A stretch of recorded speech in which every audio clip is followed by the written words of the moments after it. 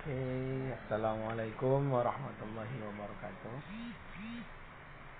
Ya nih, sekarang tuh saya lagi dapat buku contoh sih di Google Play. Harganya cuma 7.500. Ini pengarangnya dari Ustadz kesukaan saya, yaitu Abdullah Jim Nastiar atau A'agim. Judulnya Kiat Menghadapi Persoalan Hidup. Yuk sama-sama kita lihat isinya. Apakah isi dari buku ini? 5 kiat menghadapi persoalan hidup. Ya, pengantar penerbit, alhamdulillah, syukur. Oke. Langsung aja ya kita lihat daftar isinya. Ada 5 kiat menghadapi persoalan hidup. Yang pertama, siap pada berbagai kemungkinan. Kedua, ridho pada apa yang terjadi. Ketiga, jangan mempersulit diri. Keempat, evaluasi diri. Kelima, jadikan Allah sebagai penolong. Nah, itu daftar isinya ya. Karena ini cuma buku contoh, jadi paling isinya cuma ya 1/4 lah. Oke, kita lihat. 5 kiat menghadapi persoalan hidup. Segala puji milik Allah Subhanahu wa ta'ala semata. Dialah yang mempergilirkan siang dan malam, gelap dan terang, sedih dan senang. Dialah yang menghendaki datangnya persoalan kepada manusia sebagai ujian. Salawat dan salam semoga selalu tercurah pada Nabi Muhammad sallallahu alaihi wasallam.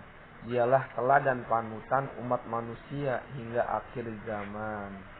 Sahabatku, dunia dan seisinya diciptakan sebagai karunia bagi seluruh makhluk, khususnya manusia. Untuk itulah kemudian manusia berperan sebagai khalifah atau pengelola. Namun rupanya banyak sekali manusia yang menjadi tersiksa oleh dunia, seolah-olah kehidupan dunia ini menjadi beban berat yang tiada hentinya. Seolah-olah segala yang terjadi adalah permasalahan yang tiada ujungnya. Halo Hafsah. Halo Hafsah. Halo. Oke, kehidupan dunia memang siklus. Atau perputaran masalah. Ada manusia yang piawai menghadapi masalah sehingga mereka bisa melewatinya dengan baik, bahkan menikmatinya.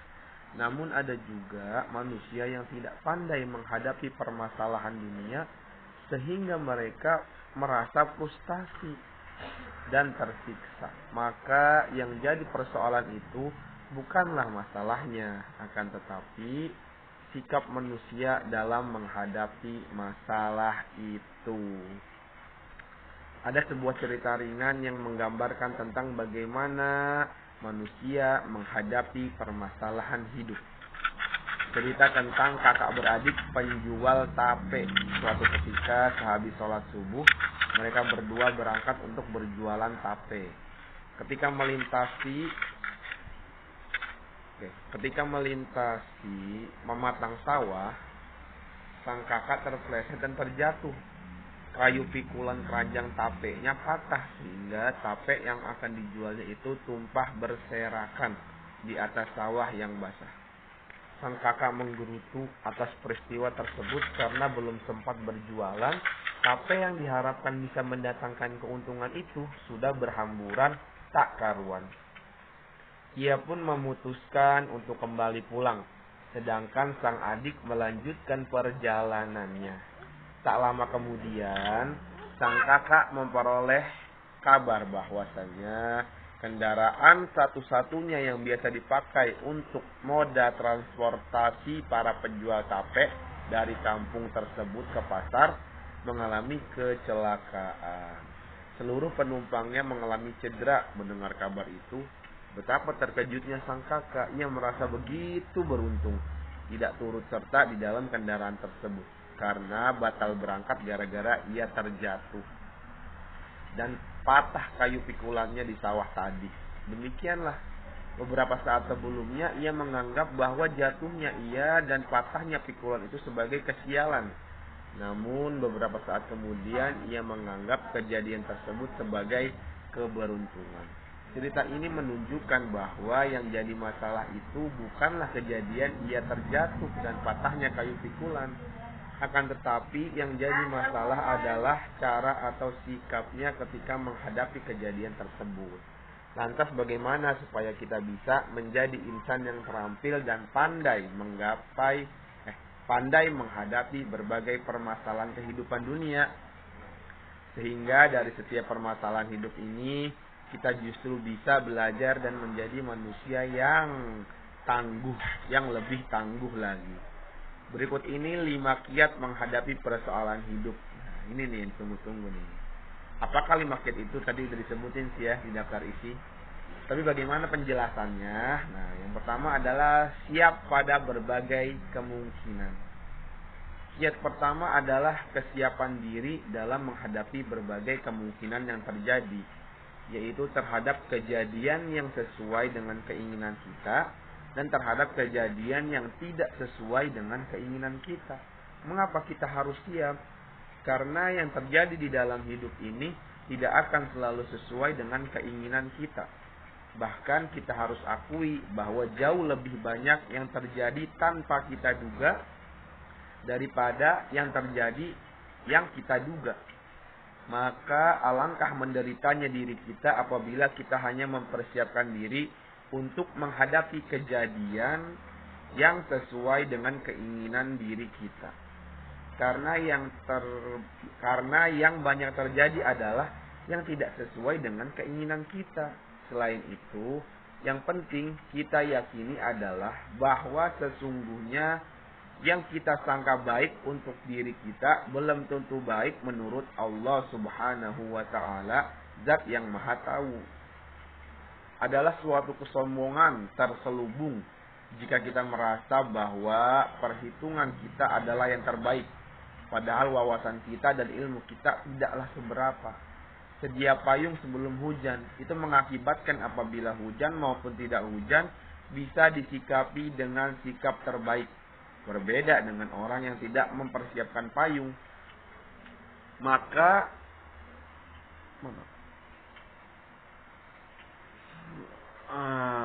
ketika hujan turun, ia harus menanggung resiko yang cukup besar, yaitu dirinya basah kuyup.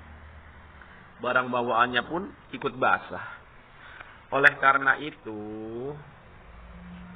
mental kita di dalam mengarungi hidup ini harus senantiasa siap dalam menghadapi berbagai kemungkinan, yaitu kemungkinan yang terjadi sesuai dengan keinginan kita atau tidak sesuai dengan keinginan kita. Allah Subhanahu wa Ta'ala berfirman, وَعَسَىٰ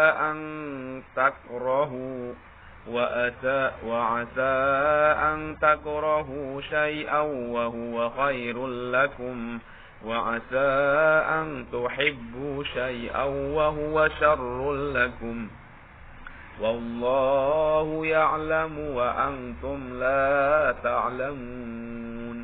Boleh jadi kamu membenci suatu padahal ia amat baik bagimu, dan boleh jadi pula kamu menyukai sesuatu padahal ia amat buruk bagimu.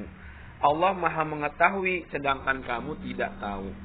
Surat Al-Baqarah ayat 216. Maka tugas kita hanyalah 2, menyempurnakan niat dan menyempurnakan ikhtiar. Selebihnya biarlah Allah Subhanahu wa Ta'ala yang menentukan apa yang terbaik untuk kita. Barangkali kita berupaya sekuat tenaga agar bisa diterima sebagai pegawai negeri, akan tetapi yang terjadi tidak sesuai harapan. Sungguh Allah Subhanahu wa Ta'ala yang Maha tahu apa yang terbaik untuk kita. Bukankah banyak sekali orang yang bisa meraih kesuksesan tanpa menjadi pegawai negeri? Bahkan mereka jauh lebih sukses ketimbang mereka yang menjadi pegawai negeri. Boleh jadi inilah yang Allah Subhanahu wa Ta'ala rencanakan. Apalagi tidak ada jaminan juga bahwa menjadi pegawai negeri itu adalah jalan menggapai kesuksesan masa depan. Bukankah banyak pegawai negeri yang harus pensiun lebih cepat karena tidak amanah pada tugas yang diembankan kepadanya?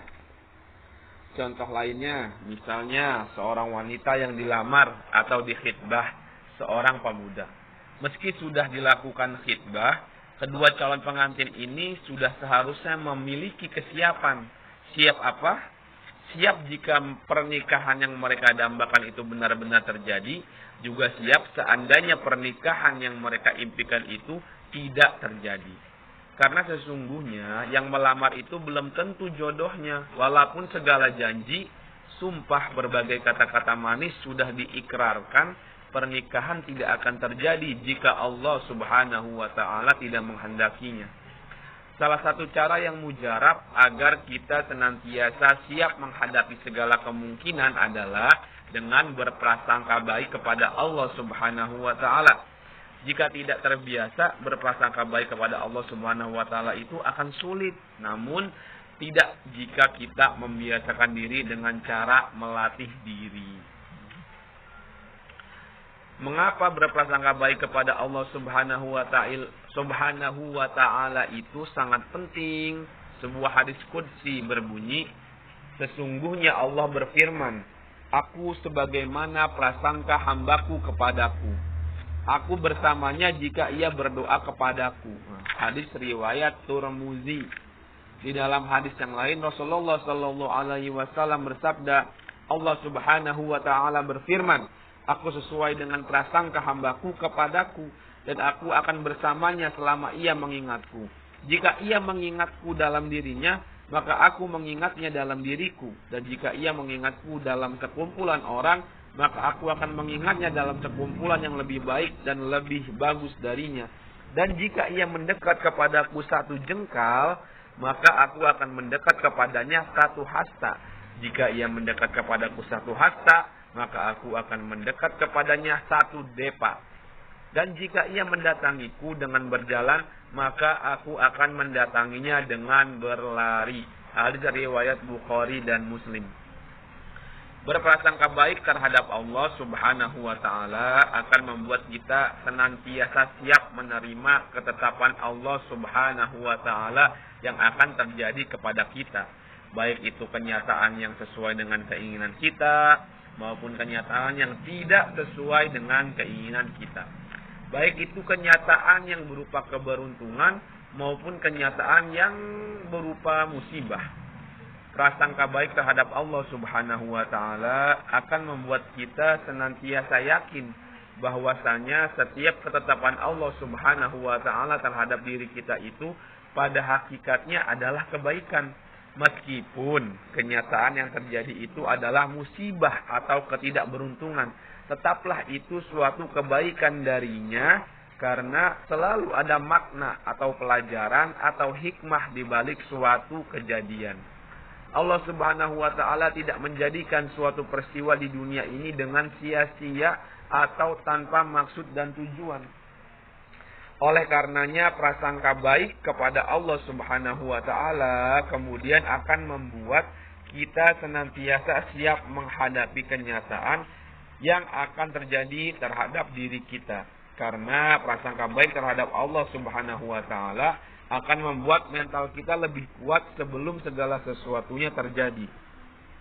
Hasan al-Basri pernah mengungkapkan, sesungguhnya seorang mukmin selalu berhusnuzon kepada Tuhannya, lalu ia memperbagus amalnya. Dan sesungguhnya seorang pendosa berprasangka buruk kepada Tuhannya, sehingga ia berbuat yang buruk. Diriwayatkan Imam Ahmad dalam Al-Juhad, halaman 402. Demikianlah pentingnya berprasangka baik terhadap Allah Subhanahu wa ta'ala. Karena berprasangka baik terhadapnya akan berkonsekuensi logis terhadap kecenderungan kita untuk berteguh hati kepadanya dan untuk beramal soleh. Sedangkan prasangka buruk terhadap Allah Subhanahu wa ta'ala, terhadap Allah Subhanahu wa ta'ala akan melahirkan kerusakan hati, amal, dan ya inilah akhir dari contohnya ya. Jadi itu kalau mau lanjut baca kita harus beli dulu nih, 7.500 sih, murah ya. Tapi kalau nggak ada duitnya ya gimana ya. Ya mudah-mudahan kedepannya dapat rezeki untuk bisa membeli e-book sampel gratis. Jadi kita cuma baca sampel gratisnya ya. Semoga dari yang dibaca tadi ada manfaat dari apa yang dibaca tadi. Assalamualaikum.